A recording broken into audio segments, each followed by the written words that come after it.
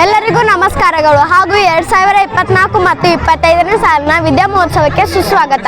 ನನ್ನ ಹೆಸರು ಅಂಕಿತ, ನನ್ನ ಗೆಳತಿ ಹೆಸರು ಬಿಂದು. ನಾವು 6ನೇ ತರಗತಿ ಓದುತ್ತಿದ್ದೇವೆ. ನಮ್ಮ 12ನೇ ಶತಮಾನದಲ್ಲಿ ಸಾಮಾಜಿಕ, ಧಾರ್ಮಿಕ ಹಾಗೂ ರಾಜಕೀಯ ಸಮಾನತೆಗಾಗಿ ಹೋರಾಟ ಮಾಡಿದ ವಚನಕಾರರ ಕುರಿತು ಹೇಳುತ್ತಿದ್ದೇವೆ. ಬಸವಣ್ಣನವರು. ಇವರ ಜನನ ಕ್ರಿಸ್ತ ಶಕ 1107. ಸ್ಥಳ ವಿಜಯಪುರ ಜಿಲ್ಲೆಯ ಬಸವನ ಭಾಗ್ಯವಾಡಿ. ಇವರ ತಂದೆಯ ಹೆಸರು ಮಾದರಸ, ತಾಯಿಯ ಹೆಸರು ಮಾದಲಾಂಬಿಕೆ. ಇವರ ಅಂಕಿತ ನಾಮ ಕೂಡಲ ಸಂಗಮದೇವ. ಇವರ ಒಂದು ವಚನವನ್ನು ಹೇಳುತ್ತಿದ್ದೇನೆ.